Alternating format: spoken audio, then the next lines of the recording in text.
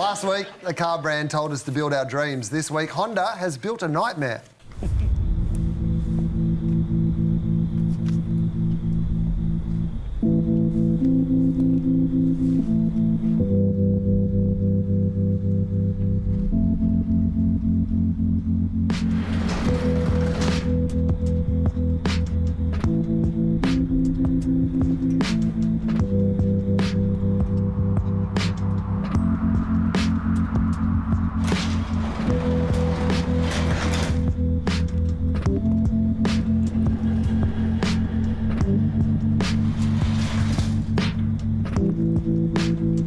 Somewhere along the way, we've all had to park a dream or two.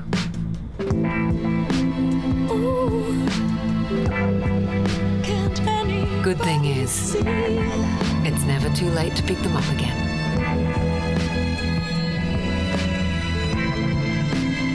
Honda, the power of dreams. BYD, buddy, your dreams are depressing. They really captured every dad's dream. Endless sheds. Like my two favourite towers, the Honda Prelude was discontinued in 2001. Now it's back with an ad that was directed by the guy who made Snowtown, which I guess explains this garage. Actually, here's a dream for Coles shoppers. And here's my dream. Dee, how's this roller? Bleakly. Yeah. Like most car ads sell aspiration or freedom. This car ad is saying by the time you're middle-aged, you've got all these unrealised dreams, and geez, isn't that depressing? And yeah, you get one dream back, and I like the line, the dream is back, and it leverages off Honda's, corporate line. But I feel like if you really liked Honda Preludes in the 90s or whatever, you're 40 to 60 years old and you love that car because it was sporty, innovative, it was a driver's car. You're going to see this. It's a hybrid, it's a coupe. It's pretty boring. So you're going to make your target market mad and everyone else is just going to be really sad. And I think if you're trying to get people to spend 50 grand on a car, making them sad's not the way to do it. No. It's classic nostalgic marketing though, right? So they're sort of selling you a car that you wanted when you were young at a time when you can now afford it when you're most vulnerable middle age. But the thing that I find so brutal about it is it's basically just saying, if you pare it down, it's basically saying these losers have given up on their dreams. But if you drive this car, you haven't given up on yours. I mean, that is incredibly brutal when you think... I'm surprised that they would do this. And the problem, I think, with the nostalgia angle of this is that's 25 years ago.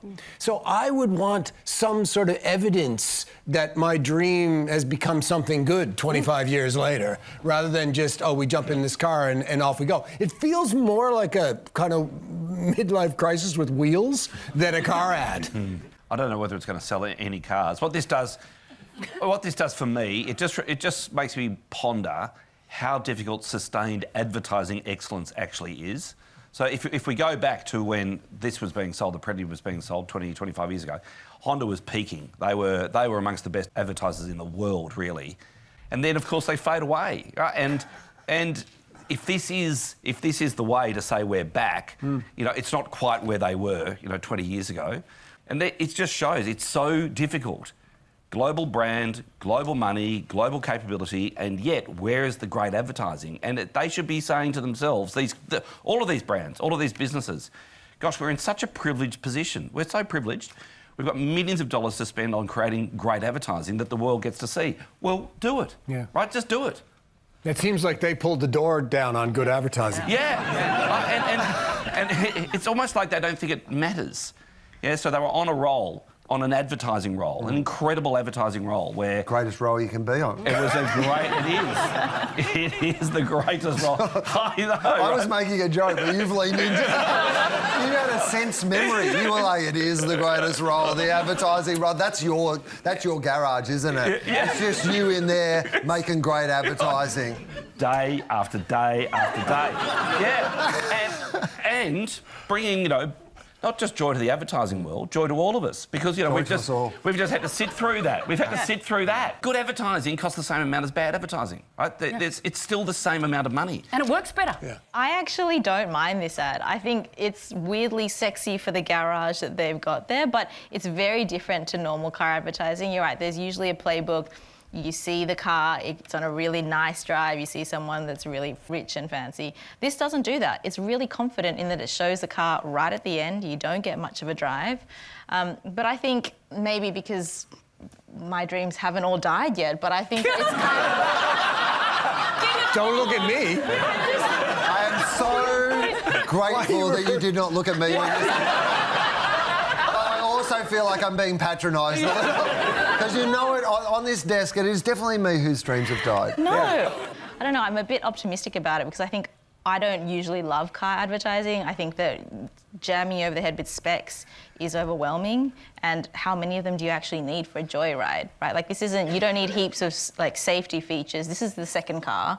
This is the one that you just go when you want to go for yourself. That freedom you felt driving that is just as important as these other things. It's just as valuable. So you should value it. You should value having like an open road and the freedom to not have to do all of your kind of responsibilities. So I think it's kind of nice, and I think the nostalgia in that is, you know, it's more about the freedom before you had a whole lot of responsibilities, just being able to jump in a car and go on a nice drive. All that money, you could have created a feeling that made you feel good instead of sad. Like, I feel it's kind of basic like that. And at least with Coles, they didn't spend a lot of money on this. This cost a fortune.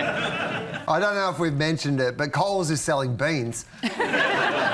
With the nation's mental health going down, we are concerned that this is the start of a troubling trend.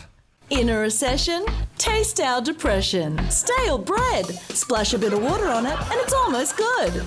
Mouldy veg. Just eat around it. Prepare for rambling with our brilliant bindles.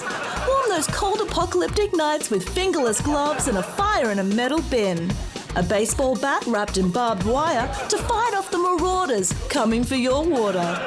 Society is going down at Coles.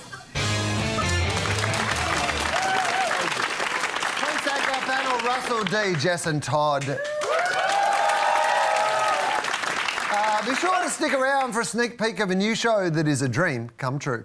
I'm Carson Chode, and this is Dream Garage Storage Wars.